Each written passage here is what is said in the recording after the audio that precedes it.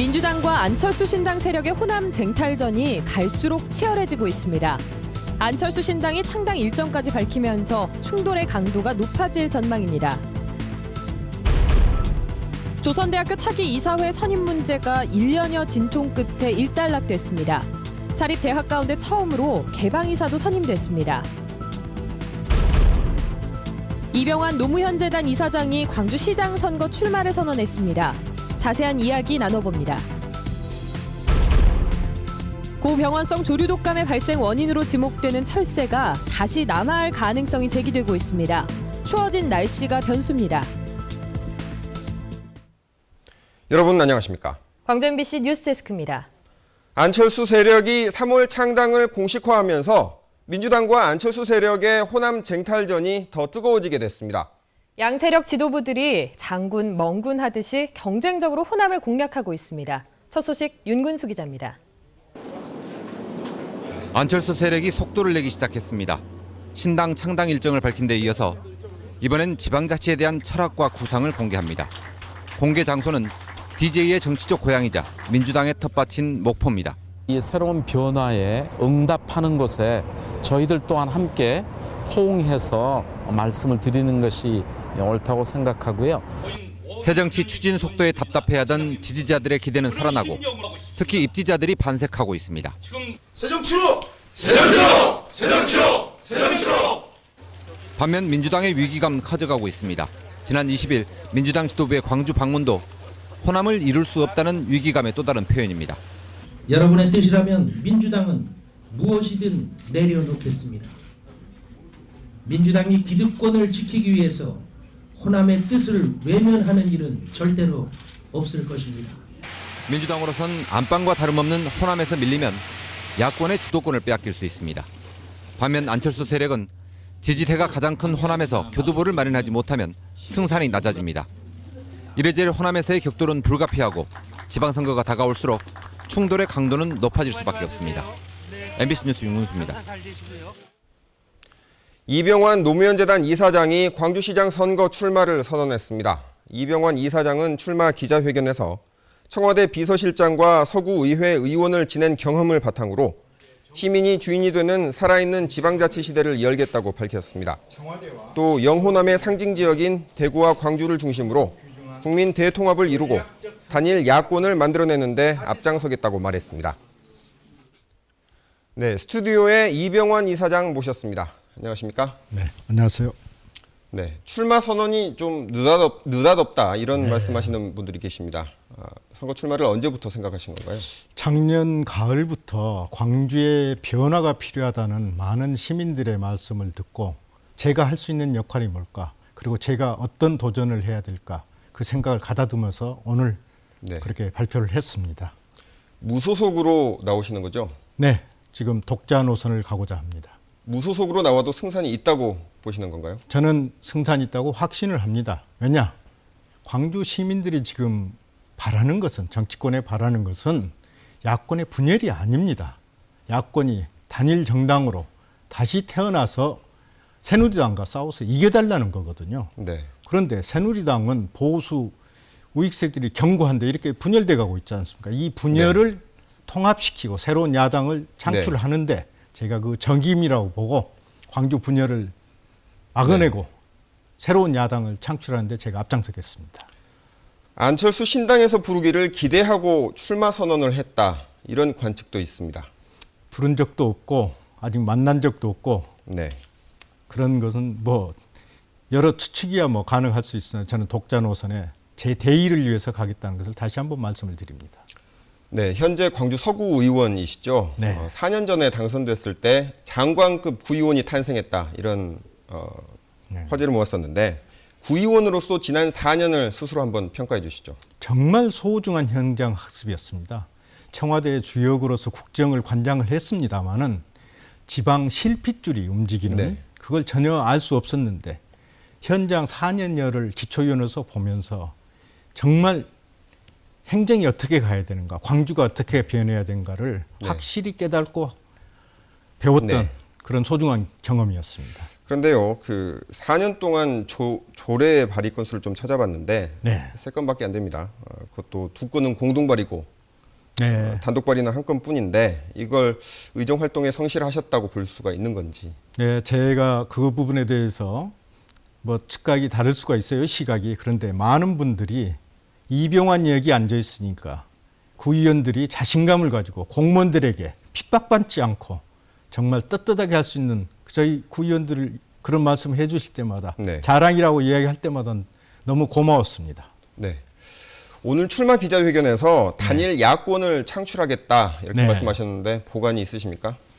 저는 아까도 말씀드렸지만 광주 시민이 원하는 건 단일 야권을 통해서 새로운 정권 창출의 길을 가자. 그런데 광주는 아직도 양자 타령, 뭐 사위 타령하면서 서로 분열돼 가고 있지 않습니까? 네. 이건 제가 막아내겠습니다. 제가 당선되면 그 길이 트이는 겁니다. 알겠습니다. 내가 광주시장이 돼야 하는 이유 단 한 가지를 꼽는다. 어떤 걸 드시겠습니까? 광주가 지금 기가 막힙니다. 기가 죽어버렸어요. 네. 대선에서도 그러고 앞으로도 대선 후보 하나 내지 못하는 그런 불모지가 되고 있습니다. 이 길을 살려내야 됩니다. 네. 광주를 활성화시켜야 됩니다. 기득권을 깨야 됩니다. 그게 제가 하고자 하는 목표고 그게 시민이 가지고 있는 전략이라고 봅니다. 네. 네, 오늘 말씀 감사합니다. 네, 고맙습니다. 광주 지역 시민단체들이 다가오는 광주시 교육감 선거에서 범시민 후보를 추대하기로 했습니다. 또 한 명의 시민 후보가 나올지 주목됩니다. 박수인 기자가 보도합니다.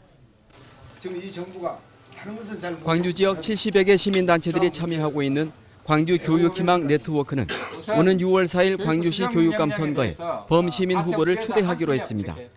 이를 위해 다음 달 15일까지 각 단체 대표자들로 이루어지는 후보 추대위원회를 구성하기로 했습니다.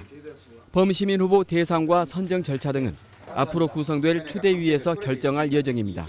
추대위원회는 광주 시내 진보 교육이 뿌리박기를 원하는 모든 단체들이 다 들어야 된다고 지금. 범시민 후보는 진보 성향의 후보들 가운데서 선정됩니다.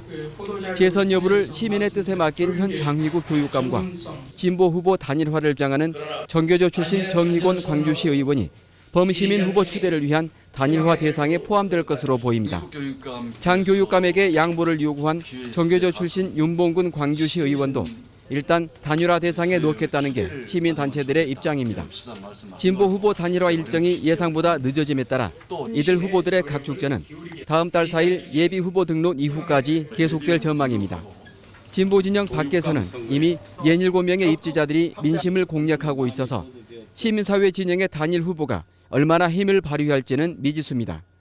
지난 2010년 첫 주민직선에서 진보 교육감 탄생의 주춧돌이 되었던 시민단체가 또 한 번의 시민 후보 신화를 이룰 수 있을지 주목됩니다. MBC 뉴스 박수인입니다. 조선대 법인이사회가 1년의 진통 끝에 차기 이사진 선임을 끝냈습니다. 교육부의 관선이사 파견을 피했고 개방이사 선임에도 성공하면서 학교가 빠르게 정상을 되찾을 것으로 보입니다. 조현성 기자입니다. 교육부로부터 임시이사 파견이라는 최후 통첩을 받아둔 조선대 이사회가 마침내 차기 이사진 8명 전원을 선임했습니다.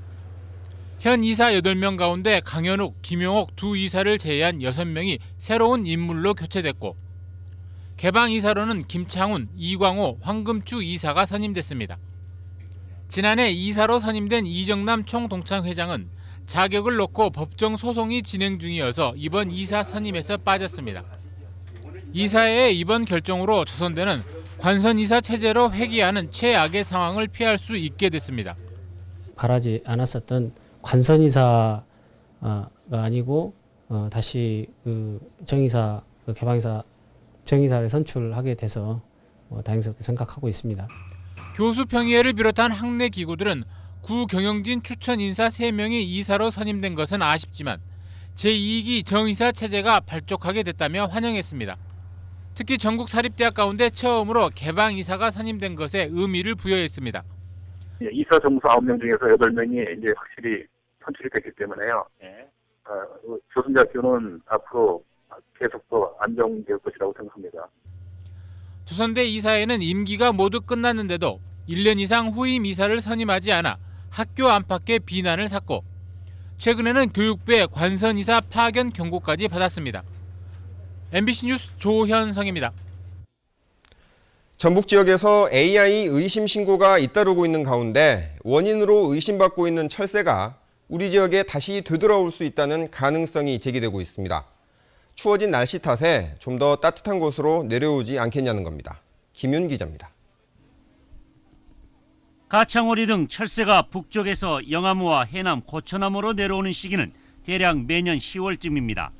철새들은 이곳에서 월동을 한 뒤 1월 중순쯤 전북 독림저수지나 금강 하구 등지로 떠나고 2월에는 충남 서산을 거쳐 시베리아로 돌아갑니다. 따라서 전라남도는 일단 철새로부터 감염될 위험성을 낮게 보고 있습니다. 북방 쪽으로 지금 올라가고 있기 때문에 우선은 그 위험성은 좀 저희들이 좀 벗어난 것 같습니다만은.